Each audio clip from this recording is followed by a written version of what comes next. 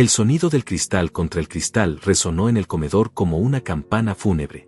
Matías, mi hijo de 35 años, se había puesto de pie con esa sonrisa torcida que conocía tan bien. La misma que usaba de niño cuando rompía algo y culpaba a otros. Ahora la dirigía hacia mí, pero con una crueldad que jamás imaginé posible. Un brinde, dijo alzando su copa de vino tinto, el mismo que yo había pagado, como todo lo demás en esa mesa. Un brinde para mi padre, que siempre bancó todo, pero nunca fue importante. Las palabras cayeron sobre el mantel blanco como gotas de sangre. Valeria, su esposa, soltó una carcajada que me atravesó el pecho. Sus ojos brillaban con desprecio mientras añadía, «Salud a nuestro banco personal». Todos levantaron sus copas. Mariana, mi exesposa, sonreía con satisfacción desde su silla. Incluso Gael, el hermano menor de Valeria que había venido de visita, participó del brindis como si fuera lo más natural del mundo. Él, que apenas me conocía, se había sumado a la humillación sin siquiera pestañear. El silencio que siguió fue denso, pegajoso. Podía escuchar el tic-tac del reloj de pared, el mismo que había comprado para celebrar el primer empleo de Matías. ¡Qué ironía! Ahora marcaba los segundos de mi humillación pública. No dije nada. No grité. No rompí platos.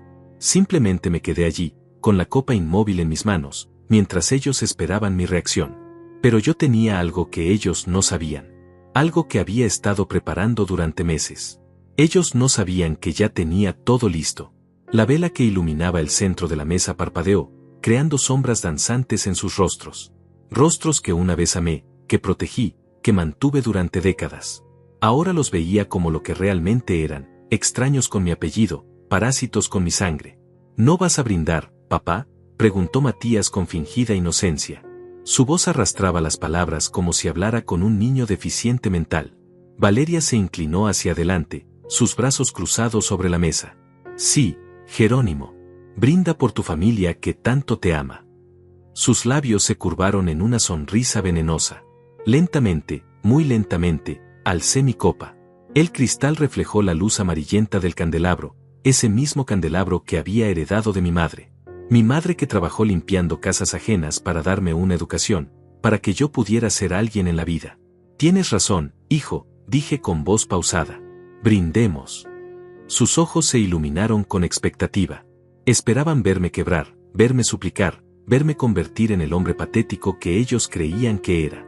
Pero yo llevaba meses preparándome para este momento exacto. Un brinde, repetí, y mi voz sonó más fuerte de lo que había planeado. Un brinde al banco personal que acabó de bloquear la cuenta que pagaba su aluguel y sus deudas.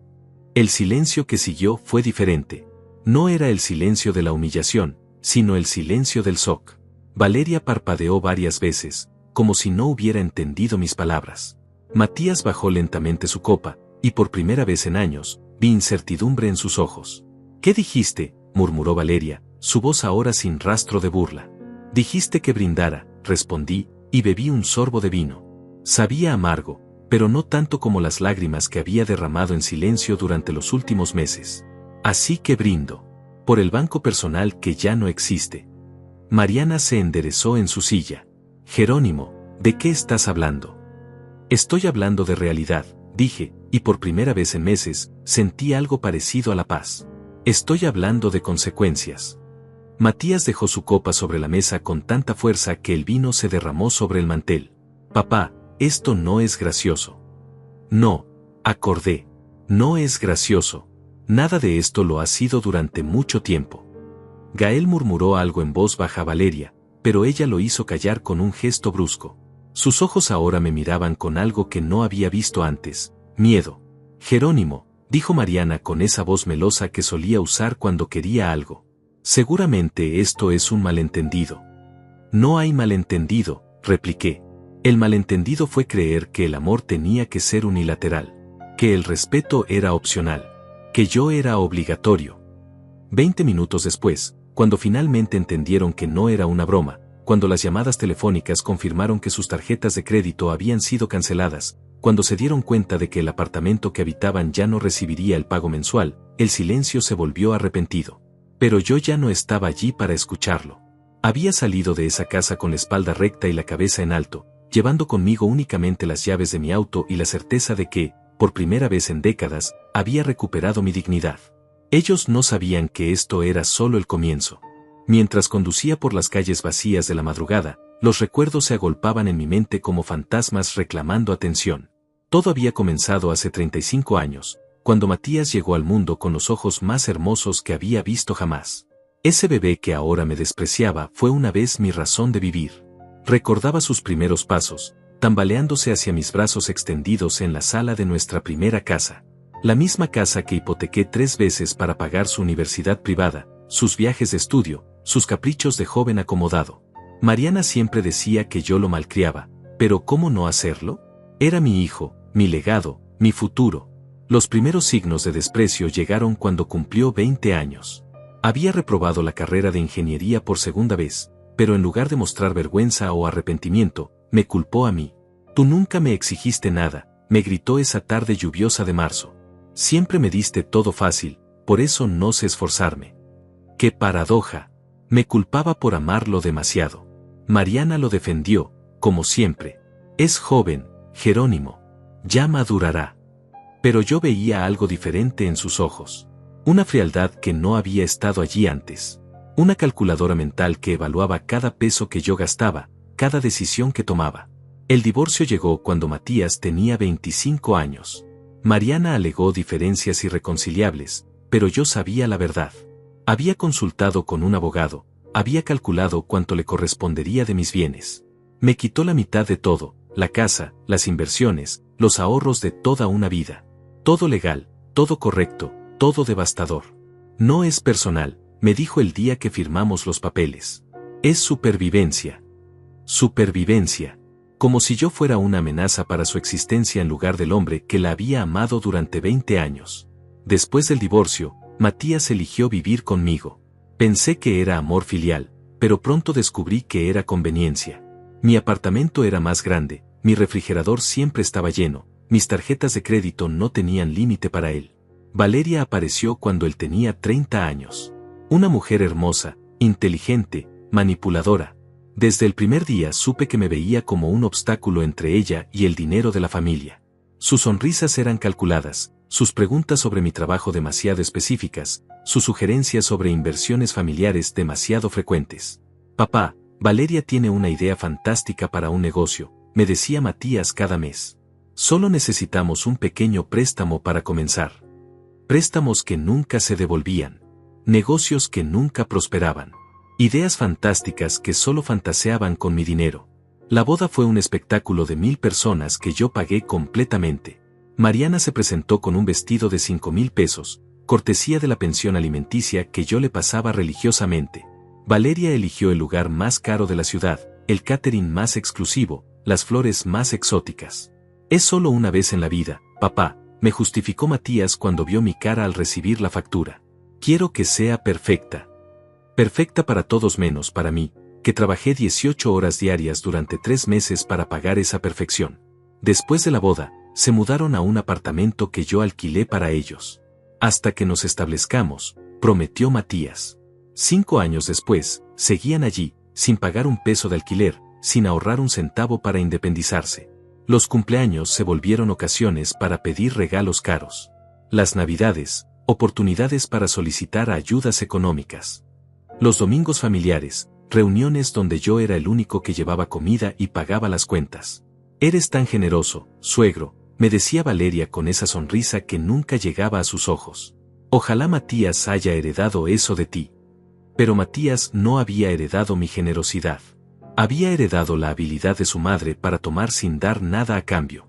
El año pasado, cuando cumplí 61, organicé una cena esperando que al menos recordaran la fecha. Llegaron 1 hora tarde, sin regalo, sin disculpas. Matías pasó toda la noche hablando por teléfono sobre un negocio que quería que yo financiara. Valeria se quejó de la comida que yo había preparado con mis propias manos. La carne está muy cocida, dijo empujando el plato. La próxima vez pide catering. La próxima vez. Siempre había una próxima vez en la que yo debía dar más, esforzarme más, ser más.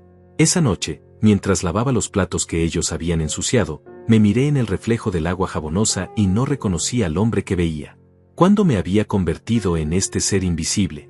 ¿Cuándo había aceptado que mi único valor era mi capacidad de pagar cuentas? Fue entonces cuando tomé la decisión que cambiaría todo. Mientras secaba el último plato, con las manos arrugadas por el agua fría, me prometí a mí mismo que esto tenía que terminar. No sabía cómo ni cuándo, pero sabía que tenía que terminar.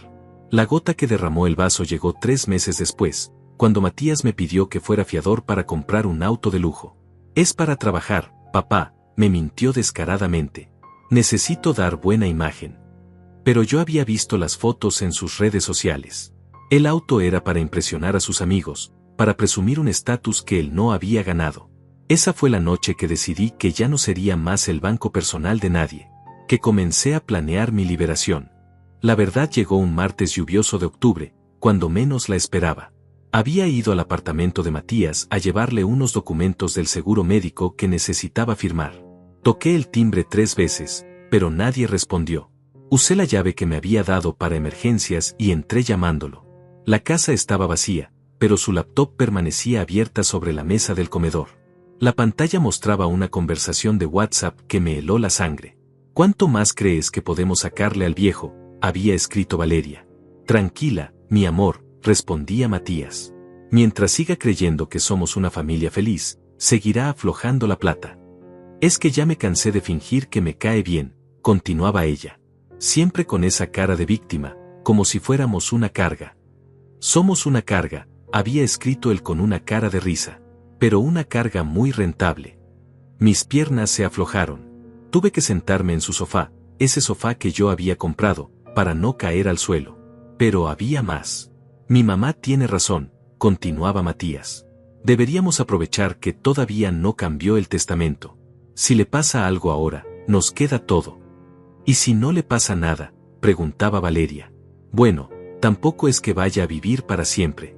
Tiene 62 años y trabaja como loco. El estrés lo va a matar antes que nosotros. Cada palabra era una puñalada. Cada emoji de risa era un escupitajo en mi cara. Pero lo peor estaba por venir. Igual, ya hablé con mi prima Romina, escribía Valeria. Dice que conoce a un abogado que puede ayudarnos a acelerar las cosas si él no quiere cooperar. ¿A qué te refieres con acelerar? Interdicción por senilidad. Si logramos que un juez declare que está perdiendo la cabeza, podemos manejar nosotros su dinero. Genial. ¿Y cómo hacemos eso? Es fácil. Empezamos a grabar conversaciones donde parezca confundido. Le damos medicamentos para que esté más lento. Romina dice que con 3 testimonios de familiares es suficiente. Mi corazón latía tan fuerte que pensé que se me iba a salir del pecho. Estos no eran mis hijos. Eran extraños planificando mi destrucción con la frialdad de empresarios calculando ganancias. Seguí leyendo, aunque cada línea me dolía más que la anterior. ¿Y tu mamá está de acuerdo?, preguntaba Matías. ¿Bromeas? Fue su idea. Dice que ya se cansó de esperar su parte de la herencia. Mariana, mi ex esposa, la madre de mi hijo. Ella también estaba involucrada en esto. Perfecto. Empezamos el próximo mes. Pero mientras tanto, necesito que me ayudes con algo. ¿Qué? Necesito que llores un poco cuando le pidamos la plata para el negocio de tu hermano. Ya sabes, hazle creer que realmente necesitamos su ayuda. Puedo hacer eso, respondía Valeria con otro emoji de risa. Eres la mejor actriz del mundo, amor. Por eso te elegí. ¿Por eso me elegiste? Pensé que era por mi belleza. También. Pero principalmente porque sabía que ibas a ser tan ambiciosa como yo. Cerré la laptop con manos temblorosas. El apartamento que pagaba, el auto que financiaba, la comida que compraba, todo era parte de un plan meticuloso para vaciar mis cuentas mientras esperaban que me muriera. Pero no era solo el dinero. Era la humillación sistemática, el desprecio calculado, la destrucción de mi dignidad como parte de su estrategia. Salí de ese apartamento sin hacer ruido, como un ladrón en mi propia tragedia. Conduje hasta un parque cerca de mi casa y me quedé allí, sentado en una banca, viendo jugar a los niños con sus padres. ¿Había sido tan mal padre? ¿Había fallado tan terriblemente que mi hijo no solo no me amaba, sino que deseaba mi muerte? Las lágrimas llegaron sin avisar. Lloré por primera vez en años, lloré por el hombre que había sido, por el padre que creí ser, por la familia que nunca existió realmente. Pero entre las lágrimas, algo comenzó a cambiar. Una frialdad que no conocía empezó a crecer en mi pecho. Una determinación que había estado dormida durante décadas comenzó a despertar. Ellos habían hecho sus planes. Tenían sus estrategias. Pero habían cometido un error fatal. Subestimaron al hombre que los había mantenido toda su vida. Esa noche, por primera vez en meses, sonreí. No sabían con quién se habían metido. Saqué mi teléfono y busqué en Google Detective Privado Ciudad. Necesitaba pruebas. Necesitaba documentar todo lo que habían hecho, todo lo que planeaban hacer. Porque si querían jugar sucio, yo les iba a enseñar lo que significaba realmente la palabra sucio. Mi venganza no sería emocional. Sería quirúrgica, precisa, devastadora. Ellos habían declarado la guerra sin saber que estaban peleando contra un general. La oficina de Héctor Mendoza olía a café viejo y cigarrillos. Las paredes estaban cubiertas de certificados y fotografías de casos resueltos. Era exactamente el tipo de lugar que había imaginado cuando busqué detective privado en internet 3 días después de descubrir la traición. Cuénteme, me dijo sin levantar la vista de una carpeta llena de papeles. Era un hombre de 48 años, con canas prematuras y manos marcadas por cicatrices que hablaban de una vida dura. Le conté todo. La conversación que había leído, los años de abuso emocional, los planes que tenían para mí. Héctor tomó notas en silencio, asintiendo ocasionalmente. ¿Quiere divorcio evidence o venganza?, me preguntó cuando terminé. Quiero justicia, respondí. Quiero que paguen por cada peso que me robaron, por cada vez que me humillaron, por cada noche que me hicieron sentir como basura en mi propia casa. Héctor cerró su libreta y me miró directamente a los ojos. Eso va a costar tiempo y dinero. Está preparado para ambos. Tengo más de los dos de lo que ellos imaginan. Durante las siguientes semanas, Héctor se convirtió en mi sombra invisible. Instaló cámaras en lugares estratégicos del apartamento de Matías, con mi autorización como pagador del alquiler. Intervino sus teléfonos usando contactos que preferían no conocer. Siguió a Valeria a sus reuniones con la prima Romina y el abogado corrupto. Cada tarde, después del trabajo, nos reuníamos en su oficina para revisar el material recopilado. Era como ver una película de terror protagonizada por mi propia familia. Mire esto, me dijo Héctor una tarde lluviosa, reproduciendo una grabación de audio. Era Matías hablando con Mariana por teléfono. ¿Ya empezaste con el plan?, preguntaba mi exesposa. Sí, mami. Ayer le dije que se veía cansado y confundido. Valeria también comentó que últimamente repite mucho las cosas. Perfecto. Yo haré lo mismo cuando me llame. ¿Y el médico? Romina ya habló con él. Dice que por 5,000 pesos certifica lo que necesitemos. Excelente. ¿Cuánto tiempo crees que tardemos? Romina dice que en 3 meses podemos tener la declaración de interdicción. Una vez que tengamos el poder sobre sus cuentas, podemos empezar a transferir todo a nuestros nombres. Y después. Hubo una pausa que me heló la sangre. Después, ya no va a ser nuestro problema, respondió Matías con una frialdad que nunca le había conocido. Héctor pausó la grabación. ¿Quiere que sigamos? Asentí, aunque cada palabra me desgarraba por dentro. Los días siguientes trajeron más revelaciones. Valeria tenía una cuenta bancaria secreta donde depositaba el dinero que me pedía prestado. Matías había estado vendiendo algunos de los regalos caros que yo le había dado a lo largo de los años.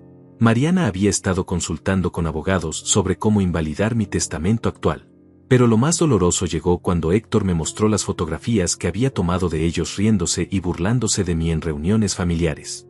En una de las imágenes, tomada durante mi cumpleaños 62, se veía a Matías imitando mi forma de caminar mientras Valeria se reía hasta las lágrimas. Son profesionales, comentó Héctor mientras organizaba las pruebas. Esto no es improvisado. Lo han estado planeando durante años. Tenía razón. Mientras yo trabajaba 60 horas semanales para mantener nuestro estilo de vida, ellos trabajaban 60 horas semanales planeando cómo destruirme. Pero también cometían errores. Errores que Héctor capturó meticulosamente. Mire, me dijo mostrándome un video tomado con cámara oculta. Era Valeria reuniéndose con el abogado corrupto en un café del centro. El viejo es un idiota, decía ella mientras removía su café. Cree que somos una familia amorosa. ¿No sospecha nada? Nada. Es tan patético que agradece cuando le hablamos. Ayer Matías le gritó por algo estúpido, y 5 minutos después él nos estaba pidiendo disculpas a nosotros. Perfecto. Eso hace todo más fácil. Lo único que me molesta es tener que fingir cariño por más tiempo. Es repugnante. Son solo unos meses más. Piense en el dinero. Sí, tienes razón. Además, una vez que tengamos el control, podremos internarlo en un geriátrico barato y olvidarnos de él para siempre. Esa noche, en la soledad de mi apartamento, tomé una decisión que cambiaría todo. No iba a ser solo una víctima documentada. Iba a convertirme en el arquitecto de su destrucción. Saqué mi laptop y comencé a escribir. Durante las siguientes semanas, trabajé en un plan tan meticuloso como el de ellos, pero infinitamente superior. Primero, reorganicé todas mis finanzas. Abrí cuentas en bancos diferentes, transferí mis inversiones a fondos que solo yo podía tocar, cambié beneficiarios de seguros de vida. Todo legalmente, todo documentado, todo irreversible. Segundo, preparé la evidencia legal. Héctor me había conseguido grabaciones suficientes para presentar cargos por estafa, conspiración e intento de fraude. Pero yo quería más que justicia legal. Quería justicia poética. Tercero, diseñé el evento. Una cena familiar, aparentemente normal, donde revelaría todo. Pero no cualquier cena. La cena perfecta, con todos los elementos necesarios para que su humillación fuera tan pública y completa como había sido la mía durante años. ¿Estás seguro de esto?, me preguntó Héctor cuando le expliqué mi plan. Una vez que haga esto, no hay vuelta atrás. Héctor, le dije mientras firmaba el último cheque de sus honorarios, ellos no me dejaron vuelta atrás hace mucho tiempo. Durante las siguientes semanas, me convertí en el actor más convincente de mi vida. Seguí dándoles dinero, seguí fingiendo que no sabía nada, seguí siendo el padre y ex esposo patético que ellos creían que era. Pero por las noches, cuando estaba solo, ensayaba mi discurso frente al espejo. Practicaba mi sonrisa, mi tono de voz, mis gestos. Todo tenía que ser perfecto, porque cuando llegara el momento, cuando finalmente les mostrara quién era realmente Jerónimo Beltrán, no habría segunda oportunidad. El hombre silencioso había despertado, y traía consigo 35 años de dolor convertido en poder. Ellos habían subestimado a su víctima. Pronto descubrirían que habían estado alimentando a su verdugo. El plan comenzó a tomar forma un domingo por la mañana, mientras bebía café en mi balcón y veía la ciudad despertar. Había pasado 6 semanas recopilando pruebas con Héctor, 6 semanas fingiendo ser el mismo hombre quebrado de siempre. Pero por dentro, algo había cambiado irreversiblemente. Ya no era Jerónimo Beltrán, el padre ingenuo. Era Jerónimo Beltrán, el estratega. La fecha sería el 15 de diciembre, exactamente 3 meses después de descubrir su traición. Simbólicamente perfecto, ellos habían planeado declarar mi interdicción en esa fecha, según las grabaciones de Héctor. En lugar de eso, se convertiría en la fecha de su propia destrucción. Llamé a Matías esa misma mañana. Hijo, le dije con la voz más cariñosa que pude fingir, ¿qué te parece si organizamos una cena familiar el 15? Hace tiempo que no reunimos a todos. ¿Una cena?, preguntó con esa sospecha automática que había desarrollado cada vez que yo proponía algo. ¿Para qué? Quiero anunciarles algo importante, mentí parcialmente. Sobre mi testamento. El silencio del otro lado de la línea fue tan largo que pensé que se había cortado la llamada. ¿Tu testamento?, su voz sonaba forzadamente casual. Sí, he estado pensando en hacer algunos cambios. Quiero discutirlo con la familia antes de tomar decisiones definitivas. Sí, claro, papá. Suena bien. ¿En tu apartamento? No, dije, y aquí comenzaba la parte deliciosa de mi plan. Quiero que sea especial. Reservé el salón privado del Hotel Emperador. El mismo donde celebramos tu boda. ¿El Hotel Emperador? Papá, eso debe costar una fortuna. Es mi dinero, respondí con firmeza. Y quiero gastarlo en mi familia. Podía escuchar las ruedas girando en su cabeza. Una cena cara, un anuncio sobre el testamento, todos reunidos. Para él, sonaba como Navidad adelantada. Perfecto, papá. Ahí estaremos. Los siguientes días fueron una obra maestra de manipulación psicológica. Llamé a Mariana y le conté lo mismo, añadiendo que había estado sintiéndome muy solo últimamente y que valoraba mucho su amistad a pesar del divorcio. Oh, Jerónimo, me dijo con esa voz melosa que reconocía perfectamente, me da tanto gusto que hayas decidido incluirnos en algo tan importante. La familia es lo más importante, mentí con convicción. Sin ustedes, ¿para qué sirve el dinero? Invité también a Gael, el hermano de Valeria, porque necesitaba testigos externos. Personas que pudieran contar la historia después, que pudieran confirmar lo que había pasado. Durante esas 2 semanas de preparación, me convertí en el hombre más generoso del mundo. Le di a Matías dinero extra para que se compre algo bonito para la cena. Le regalé a Valeria un collar de perlas porque siempre me ha parecido una hija. Papá, estás muy cariñoso últimamente, me comentó Matías una tarde cuando fui a visitarlos. La edad me está haciendo reflexionar, le dije, y era parcialmente cierto. Me doy cuenta de que he sido muy duro a veces. Quiero compensarlo. Valeria me abrazó con lágrimas en los ojos. Eres el mejor suegro del mundo. La actuación era tan convincente que por momentos casi me olvidaba de las grabaciones donde planeaban internarme en un geriátrico. Mientras tanto, trabajaba en los aspectos técnicos de mi venganza con la precisión de un cirujano. Contraté a una empresa de audiovisuales para que instalara un sistema de proyección para mostrar algunas fotografías familiares durante la cena. Lo que no sabían era que las fotografías serían screenshots de sus conversaciones de WhatsApp, transcripciones de sus llamadas telefónicas y videos de sus reuniones secretas. Preparé carpetas individuales para cada uno de los invitados. Cada carpeta contenía copias de todas las pruebas que los involucraban directamente. Documentos bancarios mostrando los préstamos nunca devueltos, grabaciones de audio con sus propias voces planificando mi destrucción, fotografías de sus reuniones con el abogado corrupto. Pero la pieza central de mi plan era algo que nadie esperaría. Había contratado a un notario público para que estuviera presente en la cena.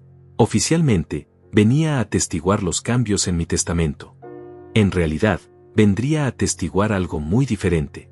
Señor Beltrán, me había dicho el notario cuando le expliqué lo que necesitaba, esto es muy poco convencional. Todo mi dinero ha sido muy poco convencional, le respondí. Mi venganza no será la excepción. También preparé los aspectos legales de la destrucción. Durante esas 2 semanas, presenté denuncias penales por estafa y conspiración, pero pedí que se mantuvieran selladas hasta después del 15 de diciembre. Quería que la justicia legal llegara después de la justicia poética. Cancelé todos los contratos y servicios que estaba pagando a nombre de ellos, pero programé que las cancelaciones tuvieran efecto exactamente a las 11:59 de la noche del 15 de diciembre. El apartamento, las tarjetas de crédito, los seguros médicos, las cuentas de servicios. Todo. El aspecto más difícil de la preparación fue mantener mi fachada durante las interacciones cotidianas. Cada vez que Matías me llamaba papá con fingido cariño, cada vez que Valeria me agradecía mi generosidad, cada vez que Mariana me decía lo orgullosa que estaba de la familia que habíamos construido juntos, tenía que recordarme a mí mismo que todo era actuación. Una noche, 3 días antes de la cena, Matías vino a visitarme sin avisar. Papá, me dijo sentándose en mi sofá, quería hablarte sobre algo. Mi corazón se aceleró. ¿Había descubierto algo? ¿Sospechaba del plan? ¿Qué pasa, hijo? Quería pedirte perdón, dijo, y por un momento, una parte muy pequeña de mi corazón se permitió esperar. Sé que a veces he sido difícil, pero quiero que sepas que te amo mucho. Las palabras sonaban ensayadas, como si las hubiera practicado frente a un espejo. Probablemente porque así era. Yo también te amo, Matías, respondí, y era la verdad más dolorosa que había dicho en meses. Por eso me emociona tanto esta cena. Siento que vamos a empezar una nueva etapa como familia. Sí, acordé. Definitivamente va a ser una nueva etapa. Esa noche, después de que se fuera, me senté en mi escritorio a repasar los últimos detalles. El menú estaba seleccionado, los invitados confirmados, las pruebas organizadas, los documentos legales firmados. Todo estaba listo para el 15 de diciembre. Mi familia descubriría que el hombre al que habían subestimado durante décadas había estado jugando ajedrez mientras ellos jugaban damas. En 2 días, el banco personal que ellos conocían dejaría de existir para siempre, Jerónimo Beltrán resucitaría de sus propias cenizas. El 15 de diciembre amaneció con un cielo gris que prometía lluvia. Desde mi ventana, mientras me afeitaba, pensé que hasta el clima parecía entender la gravedad de lo que estaba por suceder. Era las 7:30 de la mañana, y la cena estaba programada para las 8 de la noche. 12 horas y media para que terminara una era de mi vida y comenzara otra completamente diferente.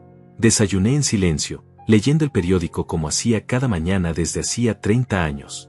Pero las palabras se difuminaban frente a mis ojos. Mi mente estaba completamente enfocada en los eventos de la noche. A las 10 de la mañana llegó Héctor con el último paquete de documentos. Todo está listo, me dijo entregándome una carpeta manila.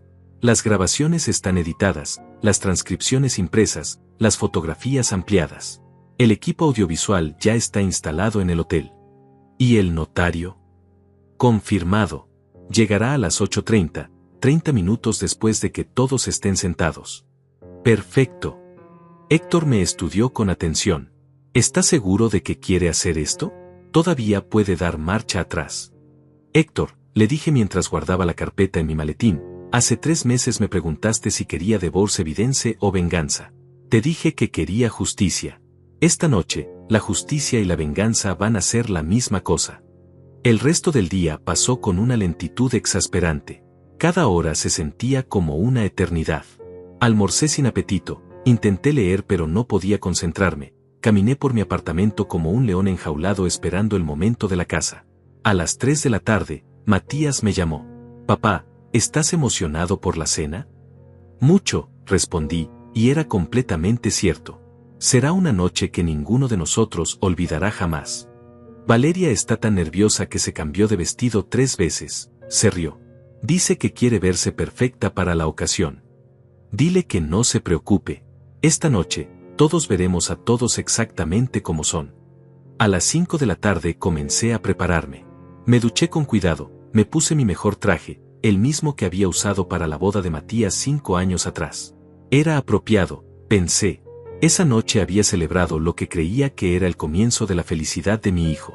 Esta noche celebraría el final de sus mentiras. Me miré en el espejo del dormitorio.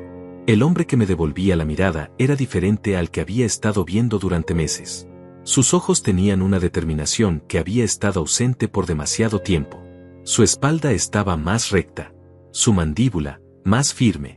A las 6:30 de la tarde salí de mi apartamento con el maletín que contenía 3 años de mi destrucción personal y la evidencia completa de su traición. El Hotel Emperador estaba exactamente como lo recordaba de la boda de Matías. Elegante, imponente, caro. La ironía no se me escapaba. Había gastado una fortuna en este lugar para celebrar lo que pensé que era el amor, y ahora gastaría otra fortuna para exponer lo que realmente era, una estafa elaborada. El salón privado que había reservado era perfecto. Una mesa redonda para 8 personas, con vista panorámica de la ciudad. Las luces de la tarde creaban una atmósfera casi mágica. Parecía el escenario ideal para una reconciliación familiar. En realidad, era el escenario perfecto para una ejecución. A las 7:45 de la tarde llegué al hotel. El equipo audiovisual ya había terminado su trabajo. La pantalla gigante estaba discretamente instalada en una pared lateral, cubierta por una cortina que se abriría con un control remoto que llevaba en mi bolsillo. A las 8:05 de la noche llegaron Matías y Valeria. Ella llevaba un vestido negro que probablemente había costado más que el salario mensual de muchas personas. Un vestido que, irónicamente, yo había pagado sin saberlo. «Papá», me gritó Matías abrazándome con una efusividad que ahora sabía que era completamente fingida. ¡Qué lugar tan hermoso! Solo lo mejor para mi familia, respondí devolviendo el abrazo con la misma falsedad. Valeria me besó en ambas mejillas. Jerónimo, estás muy elegante esta noche. Es una noche especial, concordé. Muy especial. A las 8:10 llegó Mariana, acompañada por Gael. Mi exesposa llevaba un vestido azul que la hacía verse años más joven. Se había arreglado cuidadosamente para la ocasión. Jerónimo, me dijo con una sonrisa que una vez amé, qué maravilloso que hayas organizado esto. Es importante reunir a la familia de vez en cuando, respondí. Especialmente cuando hay noticias importantes que compartir. Gael me estrechó la mano con firmeza. Señor Beltrán, gracias por incluirme. Por favor, llámame Jerónimo. Después de esta noche, creo que nos conoceremos mucho mejor. Cuando todos estuvieron sentados, pedí una botella del champagne más caro del menú. Mientras el sommelier servía las copas, observé a mi familia. Matías y Valeria intercambiaban miradas cómplices. Mariana sonreía con esa expresión que ponía cuando esperaba buenas noticias económicas. Ninguno de ellos tenía idea de lo que estaba por suceder. Bueno, dije levantando mi copa, antes de que llegue el primer plato, quiero hacer un brindis. Todos levantaron sus copas expectantes. Quiero brindar por la familia, comencé, y sus sonrisas se hicieron más amplias. por los lazos que nos unen, por la confianza que compartimos, por el amor que nos profesamos. Salud, gritaron al unísono.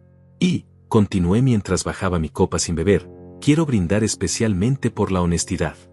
La palabra honestidad cayó sobre la mesa como una piedra en un lago tranquilo. Hubo una pausa casi imperceptible, un momento de confusión que solo yo noté. Por la honestidad, repitieron, pero sus voces sonaron menos seguras. En ese momento, como si hubiera sido coordinado por el destino, comenzó a llover afuera. Las gotas golpeaban contra las ventanas del salón, creando una sinfonía que complementaba perfectamente el drama que estaba por desarrollarse. A las 8:30 de la noche exactas, tocaron la puerta del salón. Adelante, dije, aunque nadie más había escuchado el golpe. Entró el notario, un hombre distinguido de 60 años con un maletín de cuero que parecía haber visto mejores épocas. Buenas noches, dijo dirigiéndose a mí. Soy el notario Restrepo. Comenzamos. Matías me miró confundido. Papá, ¿quién es él? Es el notario que va a atestiguar los cambios en mi testamento, expliqué con calma. Quería que todo fuera oficial. Valeria parpadeó varias veces. ¿Cambios en tu testamento? ¿Qué tipo de cambios? Saqué el control remoto de mi bolsillo y sonreí por primera vez en meses con sinceridad. Cambios que creo que los van a sorprender mucho. La lluvia arreció afuera, como si la naturaleza misma estuviera preparando el escenario para lo que estaba por venir. Era hora de comenzar el espectáculo. Presioné el botón del control remoto y la cortina que cubría la pantalla gigante se deslizó silenciosamente hacia los lados. Durante unos segundos, la pantalla permaneció en negro, creando una tensión que podía cortarse con cuchillo. Antes de hablar del testamento, dije con voz pausada, quiero compartir con ustedes algunas cosas que he descubierto recientemente sobre nuestra familia. Matías frunció el ceño. Papá, ¿de qué estás hablando? Paciencia, hijo. Todo va a quedar muy claro. Presioné otro botón y la primera imagen apareció en la pantalla. Era un screenshot de la conversación de WhatsApp entre Matías y Valeria. Las palabras «¿Cuánto más crees que podemos sacarle al viejo?» brillaban en letras grandes y claras. El silencio que siguió fue ensordecedor. Valeria se puso pálida como el mantel de la mesa. Matías dejó su copa con manos temblorosas. ¿Qué es esto?, balbuceó Valeria. Es una conversación entre tú y mi hijo, respondí con calma. Del 18 de octubre pasado. ¿Te resulta familiar? Gael se inclinó hacia adelante para leer mejor. Sus ojos se abrieron como platos cuando entendió lo que estaba viendo. Papá, comenzó Matías, esto es sacado de contexto. Sacado de contexto, repetí mientras cambiaba a la siguiente imagen. Veamos si esta también está sacada de contexto. La nueva imagen mostraba el mensaje donde Matías escribía, tranquila, mi amor. Mientras siga creyendo que somos una familia feliz, seguirá aflojando la plata. Mariana se llevó una mano al pecho. Matías, ¿qué significa esto? Mamá, yo puedo explicar. Oh, pero hay más, interrumpí. Mucho más. Cambié a una grabación de audio. Mi propia voz llenó el salón, reproduciendo la conversación telefónica entre Matías y Mariana sobre el plan de interdicción. ¿Ya empezaste con el plan?, se escuchaba la voz de Mariana. Sí, mami. Ayer le dije que se veía cansado y confundido. Mariana se puso de pie bruscamente, haciendo que su silla se tambaleara. Esa no soy yo. Esa no es mi voz. ¿No?, pregunté con falsa sorpresa. Qué extraño. Porque el análisis de voz que hizo el perito dice que es 99.7% compatible con tu patrón vocal. Saqué de mi maletín una carpeta gruesa y la puse sobre la mesa. Aquí están todos los análisis técnicos. El notario Restrepo puede confirmar su autenticidad. El notario asintió gravemente. He revisado toda la documentación. Todo está en orden legal. Valeria intentó levantarse, pero la detuve con un gesto. Siéntate, querida nuera. Todavía no hemos llegado a tu parte favorita. Cambié a un video tomado con cámara oculta. Era Valeria en el café, hablando con el abogado corrupto. El viejo es un idiota, se escuchaba su voz claramente. Cree que somos una familia amorosa. Valeria se cubrió la cara con las manos. Dios mío, Dios mío.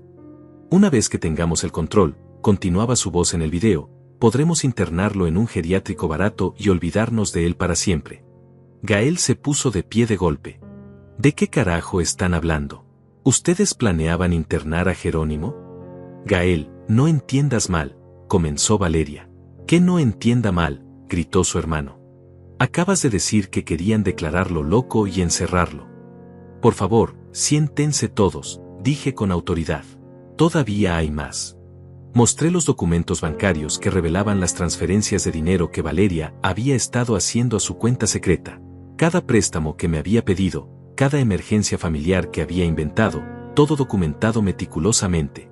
Aquí pueden ver, expliqué señalando la pantalla, que en los últimos 3 años, Valeria ha transferido a su cuenta personal un total de 847,000 pesos de dinero que me pidió, prestado, para diversas emergencias. Yo iba a devolvértelo, murmuró Valeria. ¿Cuándo?, pregunté. ¿Después de internarme? ¿Después de que me declararan demente? Matías finalmente encontró su voz. Papá, esto es un malentendido terrible. Un malentendido, repetí mientras reproducía otra grabación.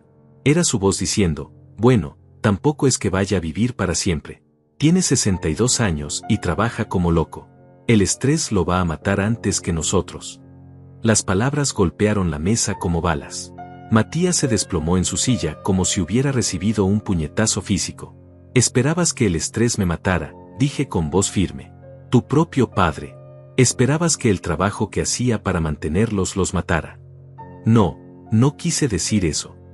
¿Qué quisiste decir entonces?, intervino Gael con furia.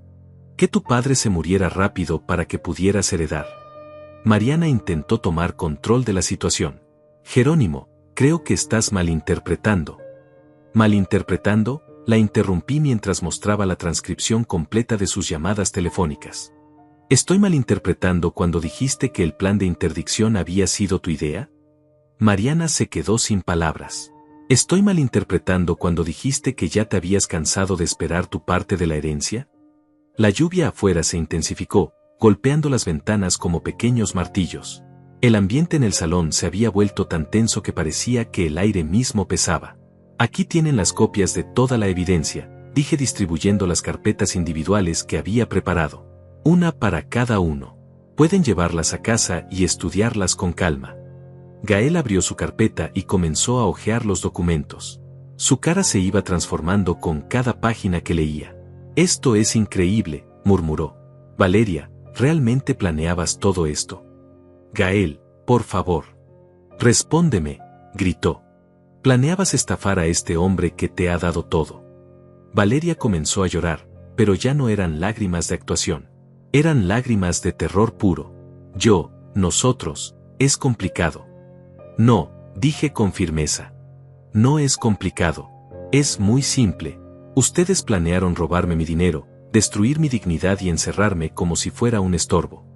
El notario tomó nota silenciosamente, documentando cada reacción, cada palabra.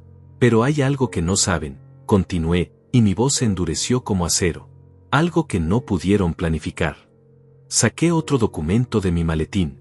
Era grueso, oficial, sellado. No saben que yo también sé planificar. La expresión en sus caras cambió de vergüenza a terror cuando se dieron cuenta de que esto no era solo una exposición. Era una ejecución. El documento que puse sobre la mesa tenía el sello oficial del registro civil y un timbre que brillaba bajo las luces del salón. Era grueso, de al menos 20 páginas, y estaba atado con una cinta roja que le daba un aire ceremonial. Dije desenrollando la cinta lentamente, es mi Nuevo Testamento. Firmado hace exactamente una semana, ante 3 testigos y debidamente registrado. Matías se inclinó hacia adelante, sus ojos fijos en el documento. Papá, ¿qué dice? Dice muchas cosas interesantes, respondí mientras hojeaba las páginas. Pero la más relevante para ustedes es esta. Dado que mi hijo Matías Beltrán y su esposa Valeria han demostrado mediante pruebas irrefutables su intención de defraudarme y destruir mi bienestar mental y físico, por la presente los deshered completamente de todos mis bienes, propiedades, inversiones y activos, punto. El silencio que siguió fue tan profundo que podía escuchar los latidos de mi propio corazón. No puedes hacer eso, murmuró Valeria. Ya lo hice, respondí. Pero eso no es todo. Saqué otro conjunto de documentos. Estas son las órdenes de cancelación, efectivas desde las 11:59 de la noche de esta noche, de todos los servicios que estoy pagando a nombre de ustedes. Comencé a leer la lista como si fuera un inventario. Apartamento en la calle Libertador, contrato de alquiler cancelado. Tarjetas de crédito suplementarias, canceladas. Seguro médico privado, cancelado. Plan de teléfono celular, cancelado. Póliza de seguro del automóvil, cancelada. Con cada palabra, Valeria se encogía más en su silla. El apartamento donde viven, continué, deberá ser desocupado antes del 31 de diciembre. Después de esa fecha, cualquier permanencia será considerada ocupación ilegal. Papá, intentó interrumpir Matías, no puedes dejarnos en la calle. No puedo, pregunté con genuina curiosidad. ¿Y ustedes si podían dejarme en un geriátrico?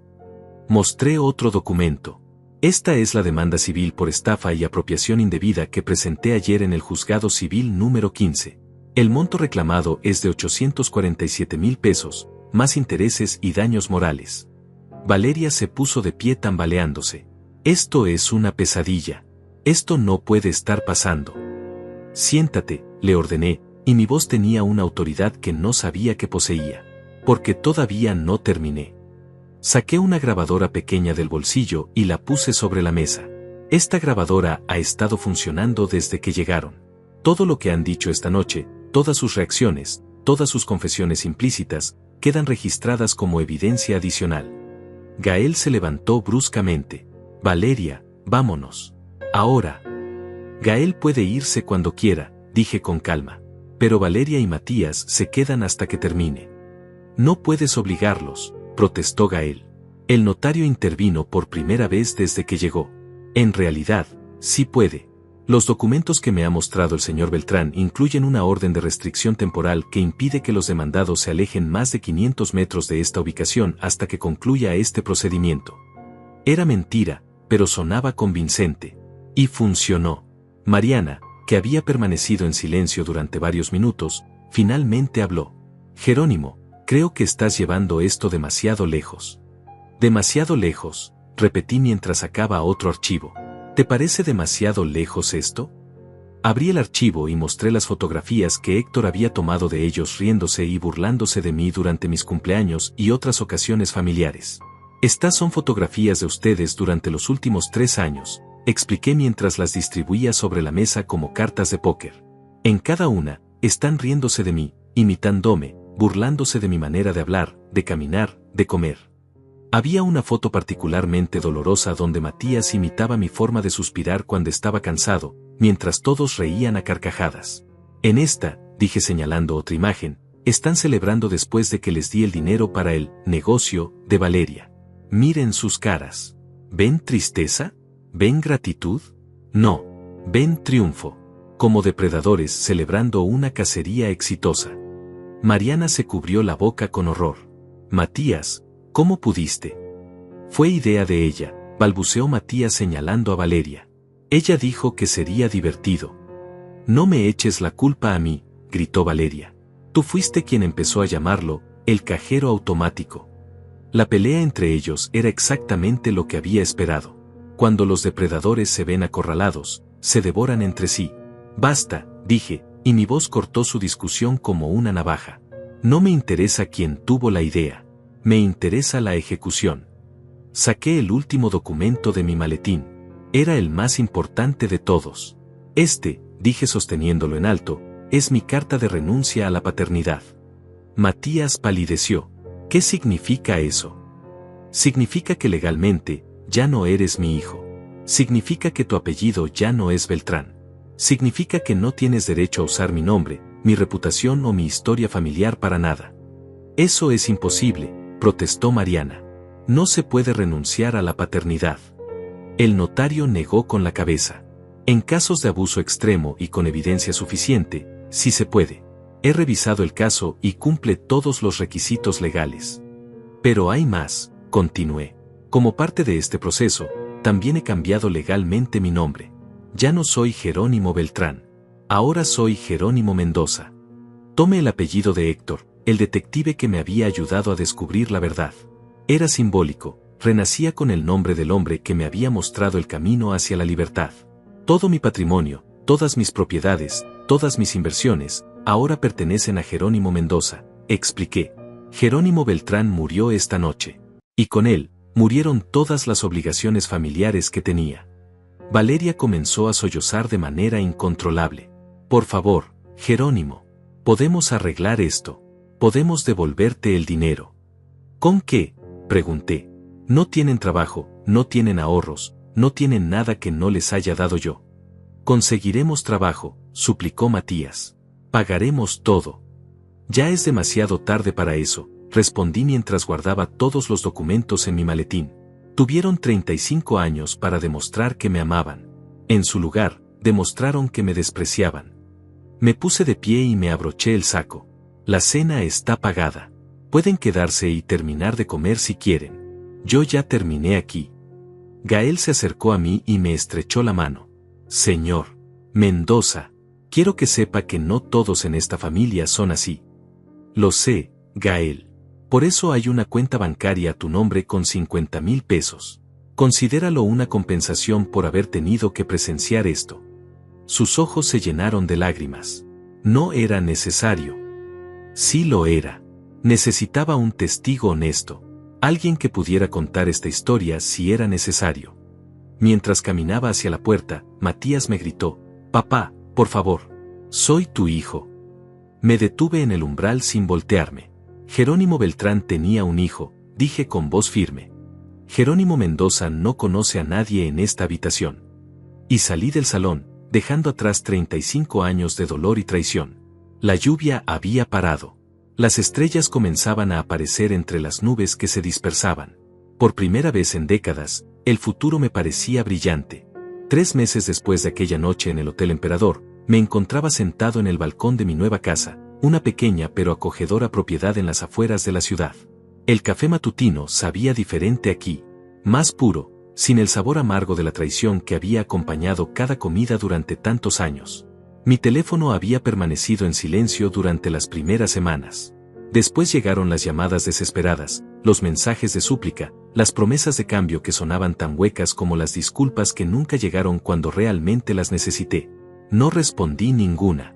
Jerónimo Beltrán había muerto esa noche lluviosa de diciembre, y con él, todas las obligaciones emocionales que me habían encadenado. Héctor me visitaba cada viernes por la tarde. Se había convertido en algo más que mi detective. Era mi amigo, quizás el único verdadero que había tenido en años. ¿Cómo van los juicios?, me preguntó durante una de sus visitas, mientras compartíamos una botella de vino en el jardín que había comenzado a cultivar. El civil ya está resuelto, respondí. Valeria tendrá que devolver los 847,000 pesos más intereses. Como no tiene bienes a su nombre, le embargarán el salario durante los próximos 15 años. ¿Y el penal? Matías y ella fueron condenados a 2 años de prisión por estafa. Están en libertad condicional, pero tienen prohibido acercarse a mí. Tomé un sorbo de vino y sonreí.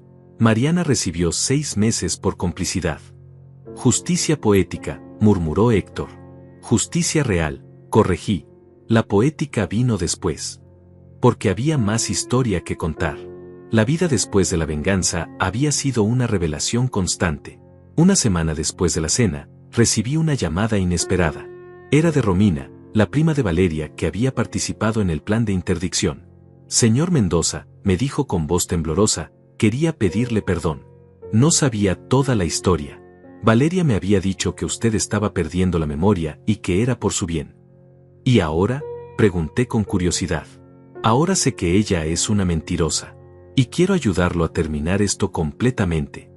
Romina se convirtió en testigo clave en el caso penal.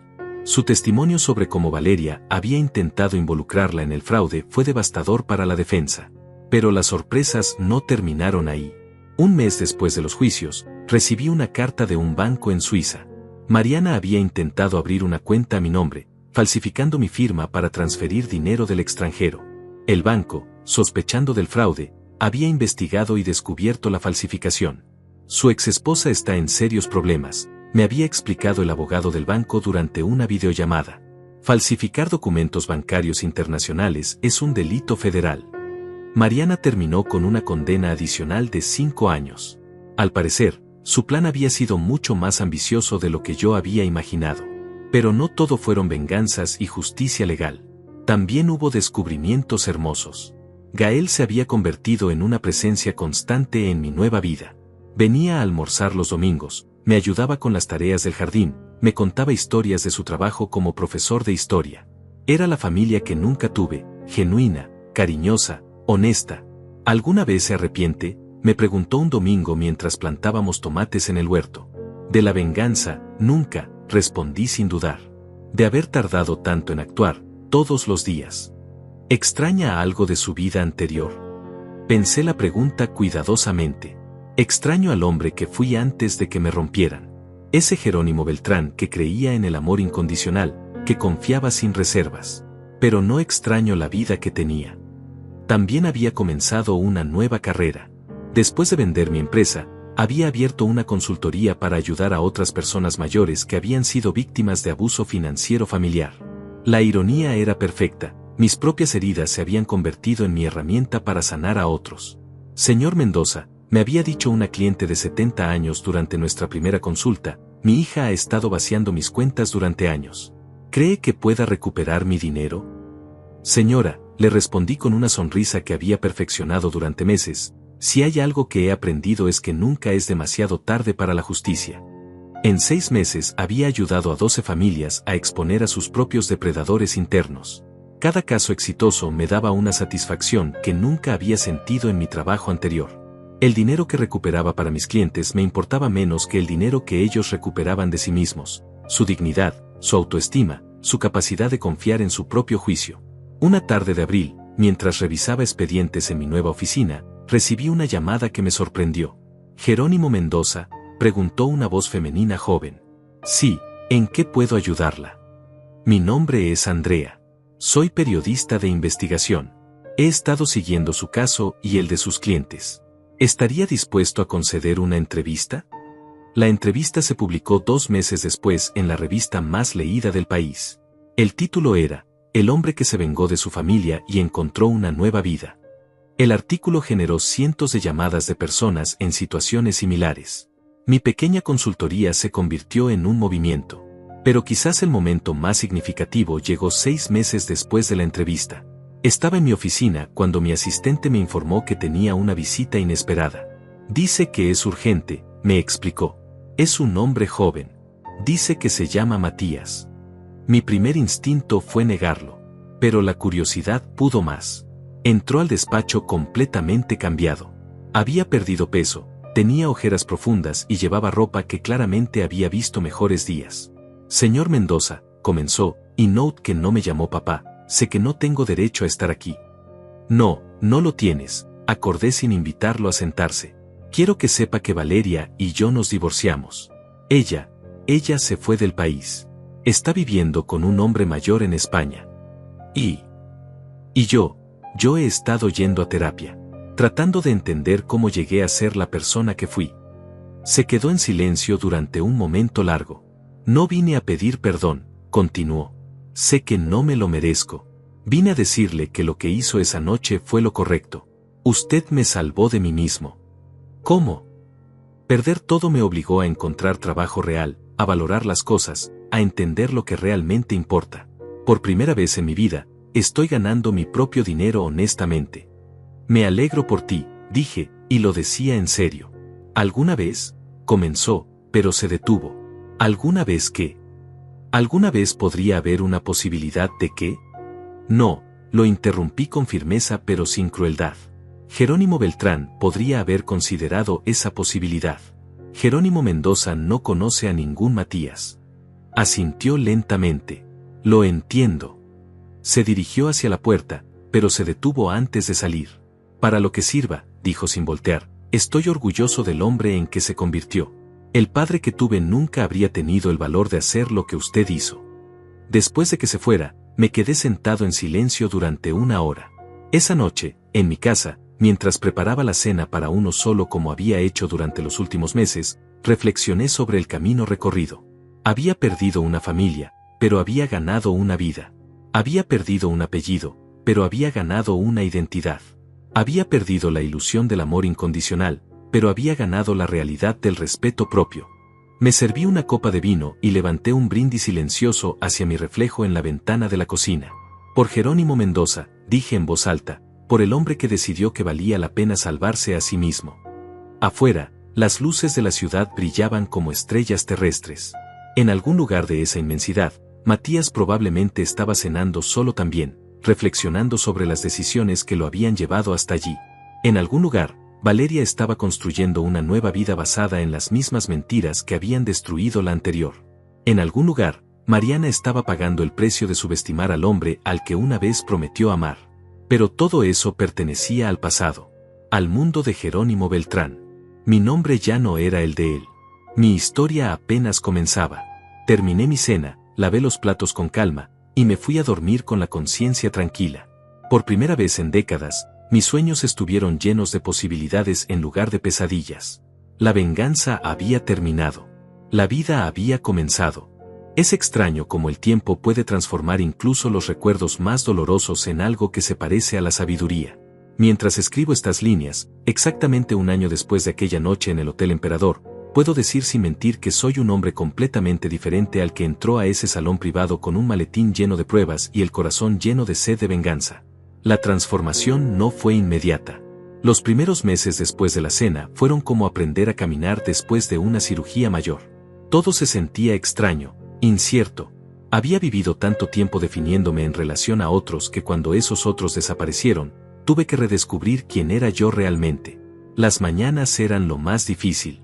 Durante 35 años había despertado pensando en Matías, en Valeria, en Mariana, preocupándome por sus problemas, planificando cómo ayudarlos, anticipando sus próximas demandas de dinero o atención. De repente, despertaba y mi mente no tenía a dónde ir. Era una libertad tan abrumadora que al principio se sentía como un vacío. Pero la naturaleza humana es extraordinariamente adaptable. Poco a poco, comencé a llenar ese espacio mental con cosas que realmente me importaban. Redescubrí la lectura, algo que había abandonado años atrás porque no tenía tiempo. Comencé a cocinar por placer en lugar de por obligación. Aprendí jardinería, algo que siempre había querido hacer pero que postergaba constantemente por las emergencias familiares que parecían surgir cada semana. Mi consultoría creció más allá de lo que había imaginado. No porque fuera particularmente ambicioso con el negocio, sino porque descubrí que tenía una habilidad natural para entender el dolor de las personas que habían sido traicionadas por sus propias familias. Cuando alguien me contaba cómo su hijo había vaciado sus cuentas de ahorro, o cómo su hija había falsificado su firma para conseguir préstamos, yo no solo escuchaba profesionalmente, entendía visceralmente lo que significaba esa traición. ¿Cómo sabe exactamente lo que estoy sintiendo?, me preguntó hace poco una clienta de 68 años cuya nuera había estado robándole durante 5 años. Porque estuve en su lugar, le respondí. Y sobreviví para contarlo. Esa frase se había convertido en algo así como mi lema personal. Había sobrevivido para contarlo. No solo había sobrevivido, había prosperado. El aspecto legal de mi venganza se resolvió meses atrás, pero sus consecuencias siguieron desarrollándose de maneras que no había anticipado. Valeria efectivamente se fue a España, pero el hombre mayor con quien se fue resultó ser tan manipulador como ella. Según me contó Gael, que mantenía contacto ocasional con conocidos comunes, ella había terminado prácticamente indigente en Madrid, trabajando en empleos de limpieza para sobrevivir. No sentí satisfacción al escuchar eso, tampoco compasión. Simplemente, nada. Era información sobre una extraña que una vez había compartido mi mesa. Matías había cumplido su palabra sobre encontrar trabajo honesto. Héctor, que seguía monitoreando la situación por curiosidad profesional, me informó que estaba trabajando en una fábrica de zapatos, viviendo en un apartamento pequeño en un barrio de clase trabajadora. Había comenzado a asistir a reuniones de Alcohólicos Anónimos, no por problemas con la bebida, sino porque era el único lugar donde había encontrado un grupo de apoyo para personas que habían tocado fondo. ¿Quiere que deje de seguirlos?, me había preguntado Héctor la última vez que me dio noticias. Sí, respondí después de pensarlo. Ya no forman parte de mi historia. Mariana cumplía su condena en una prisión de mínima seguridad. Había intentado contactarme a través de cartas varias veces, pero regresé cada una sin abrir. Algunas heridas sanan mejor sin la interferencia de quienes las causaron. Pero no todo en mi nueva vida giraba en torno al pasado. Había comenzado a construir relaciones genuinas por primera vez en décadas. Gael se había convertido en el hermano que nunca tuve. Sus visitas dominicales eran el punto alto de mi semana. Cocinábamos juntos, trabajábamos en el jardín, hablábamos de libros, de historia, de la vida. Era refrescante tener conversaciones que no giraran en torno a problemas de dinero o crisis familiares inventadas. ¿No extraña tener una familia tradicional?, me preguntó un domingo mientras plantábamos rosas en el jardín delantero.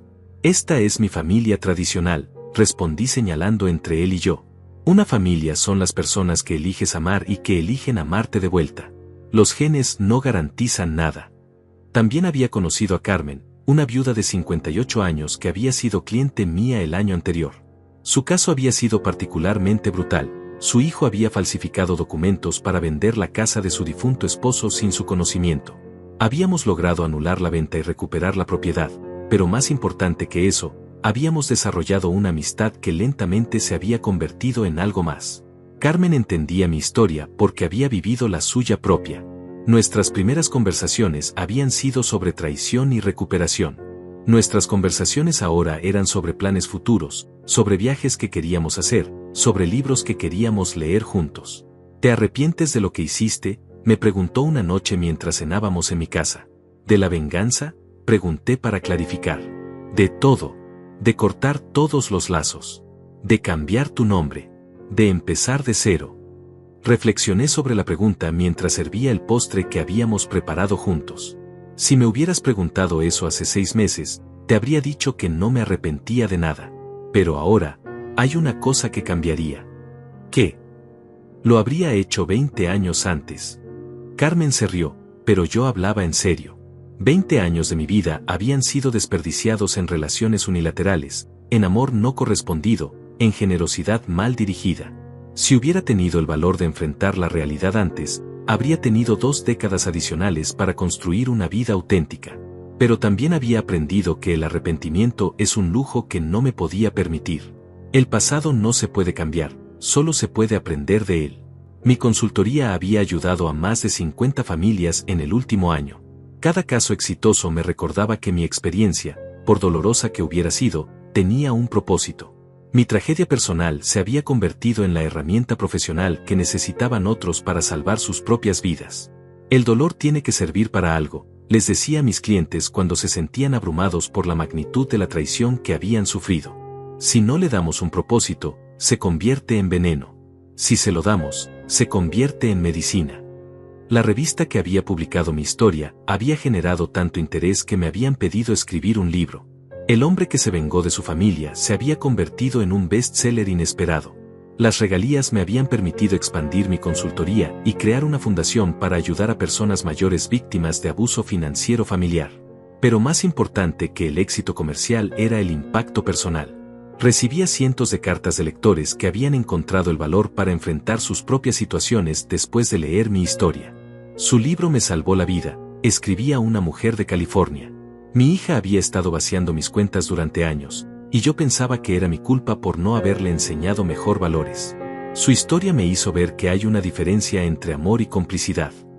Esas cartas valían más que cualquier reconocimiento profesional que hubiera recibido en mi carrera anterior.